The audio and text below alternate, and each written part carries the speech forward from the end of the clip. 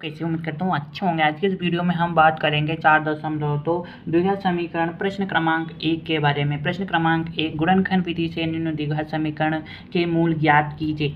तो अभी तक हम जो है समीकरण बना रहे थे, उन्हें सॉल्व कर रहे थे। अब हम इन्हें सॉल्व करेंगे और आगे।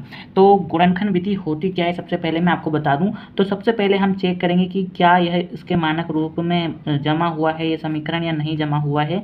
तो आप देख सकते हो एक्स स्क्वायर वाली संख्या सबसे आगे है, फिर एक्स की पावर 1 वाली, फिर सी, मतलब जिसके साथ एक्स नहीं है वह, मतलब कि ये समीकरण जमा हुआ है तो हमारा एक काम जो है वो कंप्लीट हो गया। गुणनखंड विधि में क्या करते हैं, इसके साथ कुछ नहीं है मतलब एक, इसके आगे कुछ नहीं है मतलब एक, और यह क्या है 10 माइनस का 10। तो माइनस का 10 में एक का गुणा करेंगे तो आएगा माइनस का 10। तो ऐसी संख्या देखना है जिसका हम गुणा करें तो माइनस का 10 आए और घटाने पर माइनस का 3 आए। तो ऐसी कौन सी संख्या है। तो सबसे पहले हम देखेंगे कि 10 किस किस के पहाड़े में आता है। तो 10 2 के पहाड़े में आता है 5 बार में, और 5 में से अगर मैं 2 कटा दूंगा तो 3 आएगा। तो देखिए माइनस का 3 आना चाहिए, तो मैं माइनस का 5 लूँगा और प्लस का 2 लूँगा, तो इनका गुणा करेंगे तो आएगा माइनस का 10, और 5 के माइनस में से प्लस का 2 जाएगा तो बचेगा माइनस का 3। तो हमको वह संख्या मिल गई है 5 और 2। तो इस एक्स स्क्वायर को मैं वैसे ही रहने दूँगा, और इस जो 3x है माइनस का, इसकी जगह मैं लिखूंगा माइनस का 5x प्लस का 2x माइनस का 10। यहाँ तक आपको समझ में आ गया होगा कि हमने क्या करा, इसका इसमें गुणा करा तो आया 10। तो ऐसी संख्या देखो जिनका गुणा करें तो 10 आए और घटाने पर माइनस का 3 आए। तो ऐसी संख्या मुझे मिली 5 और 2, जिनका आपस में गुणा करने पर 10 आ रहा था और 5 में से 2 जा रहा था तो 3 आ रहा था। आप 2 मैथ से देखेंगे, आपको वीडियो पूरी समझ में आ जाएगा। मैथ्स चैनल को सब्सक्राइब कर लें। अब हम इन दो का पेयर बना लेंगे, इन दो का और इन दो का। तो देखिए यहाँ पर भी एक्स है और यहाँ पर भी एक्स है, तो भाई एक एक्स तो हमारा कॉमन आ गया, और कुछ कॉमन आ रहा है क्या, और कुछ कॉमन नहीं आ रहा है। तो यहाँ पर 2 एक्स थे, एक एक्स का स्क्वायर था, एक एक्स बाहर चला गया तो अंदर बचा एक एक्स। यहाँ पर भी एक एक्स था तो वो बाहर चला गया, तो यहाँ पर कुछ नहीं बचा, मतलब कि 5 बचा। इन दोनों में से क्या कॉमन आ रहा है, तो आप देखेंगे यहाँ पर प्लस का 2 कॉमन आ रहा है, यहाँ से भी और यहाँ से भी, मतलब कि 2 पंजे 10।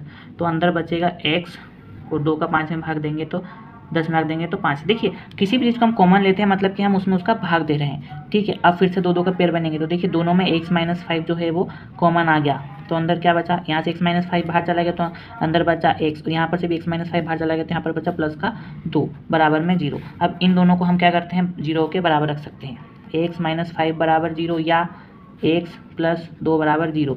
तो x बराबर आ गया हमारा प्लस का 5 और x बराबर हमारा आ गया माइनस का 2। तो अतः दिए गए द्विघात समीकरण के जो मूल है वो प्लस का 5 और माइनस का 2 है। तो इस प्रकार से ये मैथ्स जो है सारे सॉल्व होंगे गुणनखंड विधि से। आइए हम अपना दूसरा मैथ्स देखते हैं। दूसरा मैथ्स क्या बोल रहा है, 2x square plus x minus 6। तो सबसे पहला काम हमको क्या करना है, सबसे पहले हमें चेक करना है क्या यह इस रूप का, यहाँ माइनस प्लस मत देखिए, सिर्फ आप ये देखिए एक्स स्क्वायर आगे है हाँ, फिर उसके बाद x है हाँ, फिर उसके बाद c, मतलब जो अचर पद है वो है 6 चरपद, मतलब जिसका मान होता है, ठीक है। तो ये जमा हुआ है, ठीक है। फिर क्या करते हैं हम, इस 2 का इसमें गुणा करते हैं, तो 2 का माइनस 6 में गुणा करते हैं तो 2 छंग 12 माइनस के। तो ऐसी संख्या देखो जिन्हें जोड़ने पर जो है प्लस का 1 आए, जोड़ने पर या घटाने पर, और गुणा करने पर माइनस का 12 आए। तो ऐसी कौन सी संख्या हो सकती है, हमें सोचना पड़ेगा। तो सबसे पहले हम देखेंगे ऐसी कौन सी संख्या है जिसके पहाड़े में 12 आता है। तो ऐसी है 4 और 3, नहीं 4 एकम 4 4 4 3 12, ठीक है। 4 और 3 12, और 4 में से 1 चला गया तो प्लस का 1 बचेगा, ठीक है हाँ। तो 4 और 3 का गुणा करेंगे तो आएगा 12। तो हमको प्लस का 1 चाहिए, तो हम छोटी संख्या माइनस की ले लेंगे, मतलब बड़ी संख्या अगर प्लस की होगी उसमें छोटी संख्या जाएगी तो हमें प्लस का 1 मिलेगा, और इन दोनों का आपस में गुणा करेंगे तो हमें माइनस का 12 मिलेगा। तो हमको संख्या भी मिल चुकी है। तो अब इस x की जगह हम क्या रखेंगे, आपको पता है 2x स्क्वायर की जगह हम संख्या रख देंगे यहाँ पर 4x प्लस का और माइनस का 3x और माइनस का 6 बराबर 0। फिर क्या करते हैं, फिर 2 के पेयर बनाते हैं। तो इन दोनों में से एक तो 2 कॉमन आ गया, मतलब 2 का भाग इसमें भी जा सकता है और इसमें भी भाग जा सकता है। फिर उसके बाद x आ रहा है, x का भाग इसमें भी जा सकता है और x का भाग इसमें भी जा सकता है, तो एक x कॉमन आ गया, ठीक है। तो अंदर क्या बचा, 2x बाहर चला गया, एक x बचा यहाँ पर 2x बाहर चला गया तो यहाँ पर बचा प्लस का 2, क्योंकि 2 एकम 2, 2 दूनी 4 और 1 से 1 कैंसिल हो गया, ठीक है।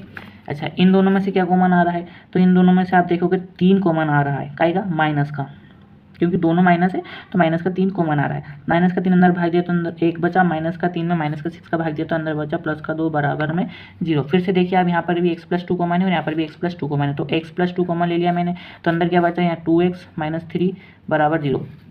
तो देखिए x प्लस 2 बराबर 0 या 2x माइनस 3 बराबर 0 है ना। तो x बराबर आ गया माइनस का 2, प्लस को तो जाके माइनस का, तो 2x बराबर प्लस का 3, x बराबर 3/2 माइनस का उधर जाके प्लस में और इधर गुणा में उधर जाके भाग में। तो अतः दिए गए द्विघात समीकरण के मूल जो है 2 और -2 और 3/√2 है। कमेंट जरूर कीजिए, मोटिवेशन मिलेगा और आगे की मैं जो है हम आगे की वीडियो में सोल्व करेंगे। सब्सक्राइब करना ना भूलें। Thank you.